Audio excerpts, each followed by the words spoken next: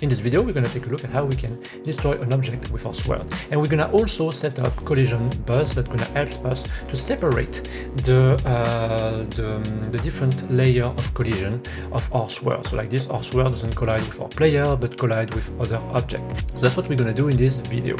If you want to get the asset, everything is in the description. I put link and stuff to my itch.io so you can get the asset. So anyway, let's get started. So now I'm going to create a crate that I'm going to be able to destroy with my sword. So like this, we're going to be able to set up the collision between our sword and different objects. So first, I'm going to just like get my crate. So I have it here. I'm going to put that on my itch.io. I will put the link in the description. And if you don't have the asset, if you're discovering this series with this video, like I have an itch.io where you can download a lot of things progressively. So here, I'm just going to take my crate animated, slide it here, and I'm just going to go to my sprite. I'm going to right click, go to create new folder, and here I'm going to create a specific folder. I'm going to call it interactable. Voila. So like this, it's going to hold everything that I can interact with in some way. So I'm going to drag it here. So like this, it's nice and tidy. And so now I can click on the plus here, and I'm going to look for, I'm going to create a static body 2D first. So I'm going to create a static body 2D, and I'm going to create a sprite 2D. I'm going to also click on my static body. I'm going to look for a collision shape 2D. That collision shape going to be a box, so it's going to be a rectangle shape. I'm going to again click on my static body 2D. I'm going to look this time for an area 2D because I need to be in need to know if with what am I colliding. So in Godot, the area is what we use for that. The area need to also have a collision shape, and the collision shape going to be a circle this time. So now I'm going to just rename my static body crate,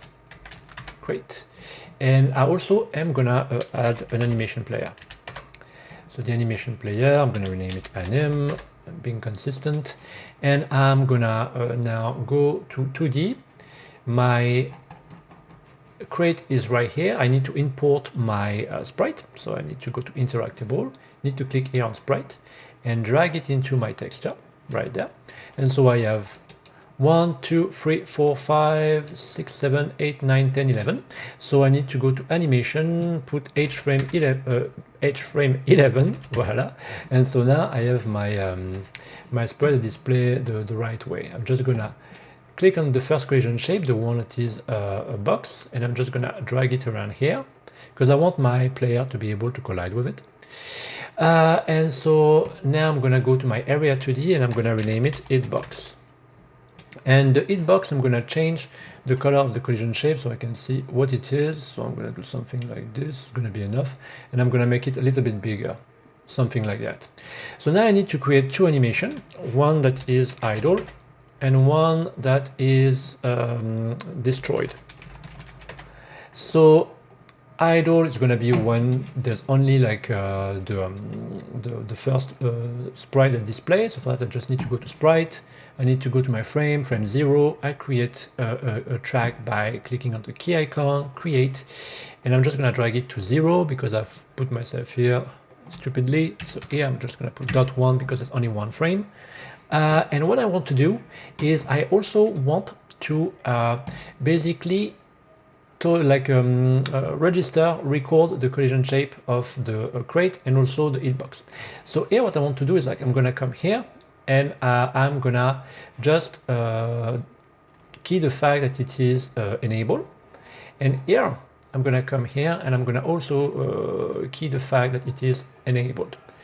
And so now I'm gonna go to destroy and I'm gonna create the animation. So for that I need to go back to my sprite 2D. I need this time to go to the frame 1 like this. I'm gonna create, and then 1, 2, 3, 4, 5, 6, 7, 8, 9.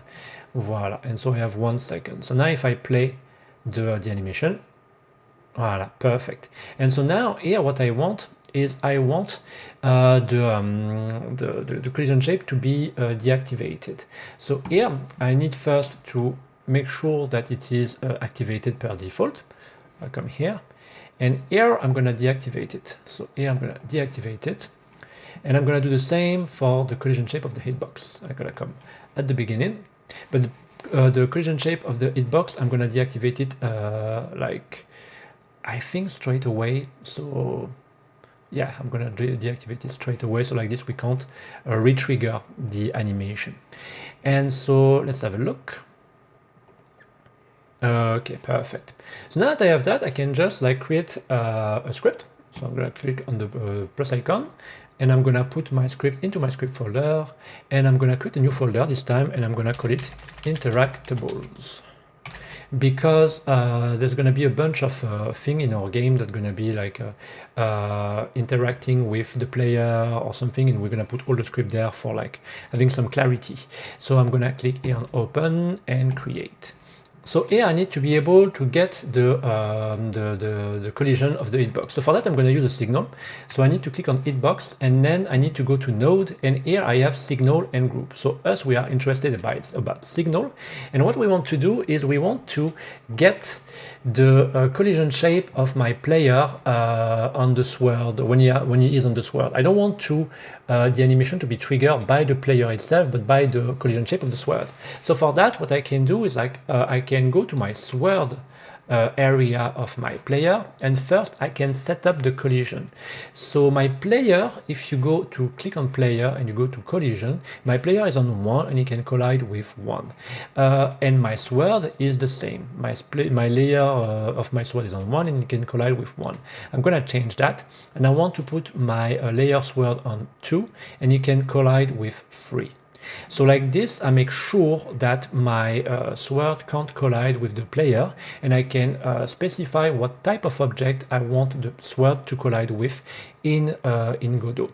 And so now, basically, because my sword is on layer 2 and it can collide with 3, I need to go back to my crate, and for my crate on the hitbox, I need to put the collision to 3, and the mass gonna be colliding on 2. And so like this, it will make sure that it can collide only with the sword. And the crate in itself, we're gonna leave it on 1 and 1 because we want it to collide with the player. So now we have done that, I can click on my hitbox, I can go to node, signal, and I can connect an area enter, so this one right there. And I can click on it, connect, and I'm gonna connect it on the node that have the script, so it's my crate, and here I'm gonna click on connect. And so now here, I can say, if area, so the parameter we have between parentheses, dot name is double equal to sword, then we can call the animation player.